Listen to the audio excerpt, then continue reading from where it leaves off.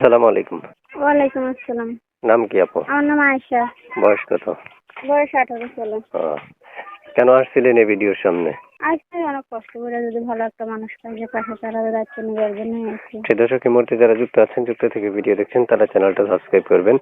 পুরো ভিডিও দেখবেন, দেখে শুনে বুঝে তারপর তাকে কল করবেন। তা আপনি কি করেন আপনি? আমি বাসা বাড়িতে কাজ করি। বাসা বাড়িতে কাজ করেন? হ্যাঁ। এই নাম্বারটা কার? এই নাম্বারটা আমার। এই নাম্বারটা আপনার? এই নাম্বারে ফোন করলে আপনাকে পাওয়া যাবে হ্যাঁ, পাওয়া যাবে। সব সময়? হ্যাঁ, সবসময়। তারা চ্যানেলটা এখনই সাবস্ক্রাইব করবেন এবং পুরো কথা শুনে তারপর আপনি কল দিতে পারবেন। তো শুনতে চাচ্ছি যে আপনার দেশের বাড়ি কোথায় বলেছিলেন? কুমিল্লা বলছি।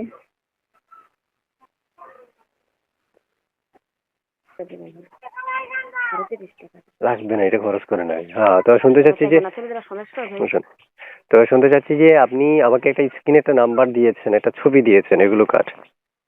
এগুলো আমার। এগুলো আপনার? হ্যাঁ। এই নাম্বারে ফোন করলে কি ধরবেন? হ্যাঁ, ধরবো। অনেকে কেটে দেয়। না, ধরবো। সত্যি করে কথা বলবেন, কারণ হচ্ছে দর্শকের আশা ভরসা করে আপনাকে কল করবে। এখন আপনি যদি কলটা না ধরেন তখন দর্শক কষ্ট পাবে। কিভাবে কষ্ট পাবে? তাই প্রয়োজন কলটা ধরা। হ্যাঁ, হ্যাঁ। কল ধরবেন তো? হ্যাঁ, ধরবো।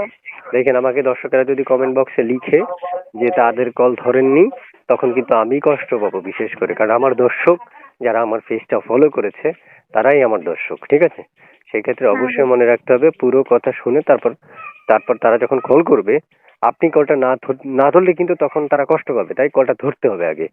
ঠিক আছে? আচ্ছা, ধরবো। আচ্ছা, তো শুনতে চাচ্ছি যে বাসায় কে কে আছে আপনার? বাসায় মা আছে, ছোট একটা বোন আছে, আর কেউ নেই। আচ্ছা আচ্ছা, ঠিক আছে। তারপর কিছু বলবেন দর্শকদের উদ্দেশ্যে? আর কিছু বলবেন? আর কিছু বলার আছে? না, আর কিছু বলবো না। আচ্ছা, ঠিক আছে, ওকে, ভালো থাকেন। আসসালামু আলাইকুম।